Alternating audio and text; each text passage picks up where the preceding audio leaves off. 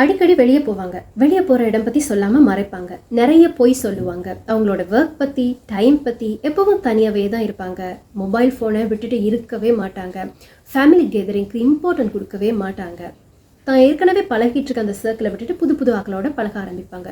அதிகமாக கோபப்படுவாங்க, அடிக்கடி எரிச்சல் படுவாங்க. இப்போ ஒரு விஷயத்த சொல்லுவாங்க, இன்னும் கொஞ்ச நேரத்தில் அப்படி நான் சொல்லலைன்னு மாற்றி பேசுவாங்க. நைட் ஆனால் தூங்க மாட்டாங்க. ஒரு நாளைக்கு மேலேயும் அவங்களால தூங்காமல் இருக்க முடியும். ஃபேமிலி ரிலேஷன்ஷிப் அப்படின்ற சென்டிமெண்ட்டே இவங்களுக்கு கிடையாது. பேச்சில் வேணும்னா சென்டிமெண்ட்டாக பேசுவாங்க, ஆனால் அதில் உண்மை இருக்காது. அதிகமாக சந்தோஷப்படுவாங்க, அதே மாதிரி அதிகமாக கவலைப்படுவாங்க. ரொம்ப எமோஷ்னலாக பேசுவாங்க.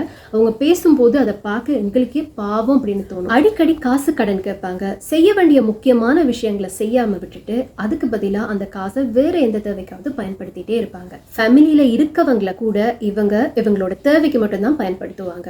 ட்ரக் யூஸ் பண்ணுறவங்க இப்படி தான் இருப்பாங்க.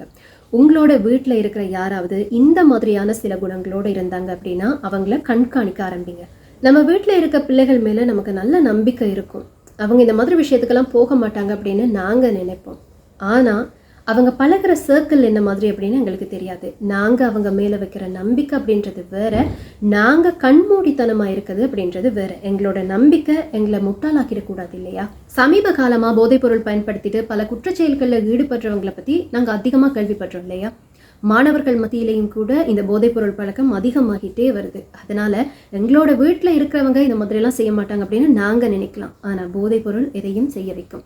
இந்த போதைப் பொருளுக்கு அடிமையாகிட்டாங்க அப்படின்னா அவங்கள அதிலிருந்து மீட்டெடுக்கிறது ரொம்ப ரொம்ப கஷ்டம்.